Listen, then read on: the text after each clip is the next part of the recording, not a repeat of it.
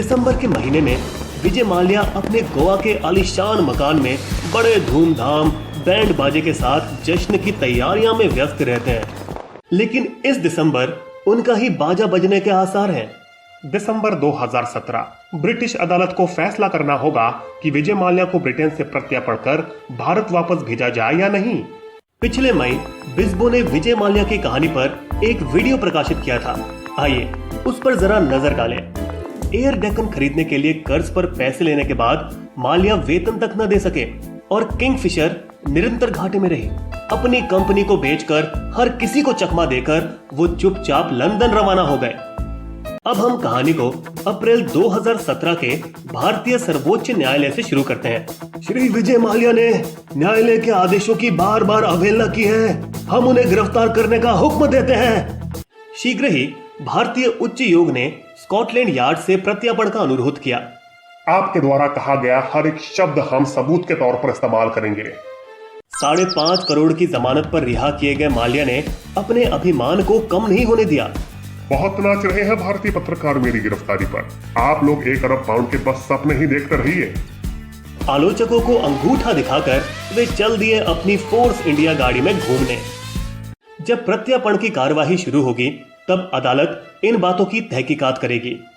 पहला, कि क्या स्पष्ट प्रामाणिक रूप से माल्या ने भारतीय बैंकों को धोखा दिया है और क्या उन्होंने इस देश का कोई भी कानून तोड़ा है। दूसरा, उनके प्रत्यर्पण के पीछे कहीं कोई राजनीतिक प्रतिशोध तो नहीं। भारत सरकार द्वारा दिए गए इससे पहले के भी कई प्रत्यर्पण अनुरोधों में सफलता नहीं मिली है, जैसे आईपीएल के ललित मोदी जिन पर वित्तीय आरोप है, नौसेना अधिकारी रविशंकरन जिन पर गोपनीय कागजात प्रकट करने का आरोप है, या संगीतकार नदीम सैफी जिन पर टी सीरीज मालिक गुलशन कुमार की हत्या का आरोप है।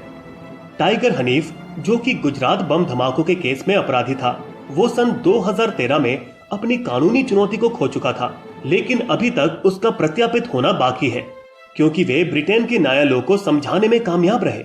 हमें भारत में निष्पक्ष सुनवाई नहीं मिलेगी। माल्या संभवतः इसी रणनीति का प्रयोग करेंगे और सहारा इंडिया के सुब्रत रॉय की अजीब स्थिति की ओर इशारा करेंगे। अगर मुझे सलाखों के पीछे रखोगे तो कैसे मैं निवेशकों का भुगतान करूंगा। लेकिन उनके लिए भारत सरकार के 5000 प्रश्नों वाली चार्जशीट में लिखी अन्य अपराधों को समझाना मुश्किल होगा। उदाहरण के तौर पर उन्होंने कैसे डिएगो को अपनी हिस्सेदारी बेची और बिक्री के पैसे भारत से बाहर ले गए बजाय बैंकों का कर्ज अदा करने के। शायद वो इसका ये जवाब देंगे, मैंने 6,888 करोड़ रुपए भुगतान करने का प्रस्ताव दिया था लेकिन बैंकों ने इनकार कर दिया। आज दुनिया भर के बैंकों में ये आम है कि वे बकाया ऋण में कटौती को स्वीकार कर लेते हैं ताकि पूरा ना सही कुछ तो पैसे मिले। लेकिन चार्जशीट के इन आरोपों का उत्तर देना कठिन होगा। आपका कर्ज इक्विटी अनुपात बहुत खराब है। आप पहले से ही बहुत रुपए ले चुके हैं। वित्तीय विवरण के आधार पर आपको कर्ज नहीं दे सकते। अपनी निजी संपत्ति को बचा के उन्होंने अपने एक प्रमाण पत्र का दुरुपयोग किया। किंगफिशर ब्रांड की कीमत 3,400 करोड़ रुपए है। ये दस्तावेज केवल आंतरिक परिसंचरण के लिए ही है। अगले दिन ही 900 करोड़ के ऋण में से 150 करोड़ दिए गए। मिलीभगत इतनी साफ थी कि सीबीआई ने आईडीबीआई बैंक के अध्यक्ष एवं प्रबंध निदेशक योगेश अग्रवाल को गिरफ्तार किया। प्रधानमंत्री नरेंद्र मोदी ने विशेष रूप से ब्रिटेन के प्रतिरूप थेरेसा मे से इसी जुलाई को कहा, महोदया प्रधानमंत्री जी, भारत विजय माल्या के प्रत्यारोपण पर आपकी सरकार का सहयोग चाहती है। 15 कंपनियां 2.75 लाख करोड़ रुपए भारतीय बैंकों के कर्जदार हैं और रकम लौटा नहीं सकती। आरबीआई की ओर से इन सबको अब नोटिस भेजा गया है। विजय माल्या जो कभी किंग्स ऑफ गुड टाइम यानी अच्छे दिनों के सम्राट थे, अब संभवतः कभी भारत नहीं लौटेंगे। लेकिन लंदन में भी उन्हें चैन कहाँ है। चैंपियंस ट्रॉफी के एक समारोह के दौरान जैसे ही वो दाखिल हुए, विजय माल्या आगे हैं, हमें उनके साथ दिखना नहीं चाहिए। जुलाई 2017 माल्या के लिए काफी बुरा महीना साबित हुआ। पहले डिएगो जो दुनिया की सबसे बड़ी शराब कंपनी है, हम माल्या को बाकी बचा हुआ 230 करोड़ का भुगतान नहीं करेंगे। अगले ही दिन भारत सरकार ने ब्रिटेन को एक अन्य अनुरोध भेजा, इस बार उनके देश में उनकी संपत्तियों को जब्त करने का।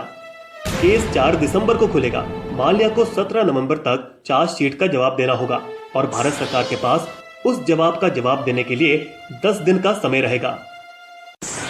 भारतीय बैंक अन्य कंपनियों को भुगतान में छूट देने के लिए इच्छुक है, पर जब माल्या ने आंशिक भुगतान करने की पेशकश की तब वे नहीं माने। क्या भारतीय बैंकिंग प्रणाली के द्वारा उनके साथ गलत व्यवहार हुआ है? आप क्या सोचते हो? अपना कमेंट लिखिए। क्या आपको हमारी कहानी पसंद आई? तो आइए बन जाइए बिस्बो के दोस्त और सब्सक्राइब करके हमारे फ्री मेंबर बन जाइए और इस वीडियो को अपने दोस्तों के साथ शेयर करना मत भूलिएगा।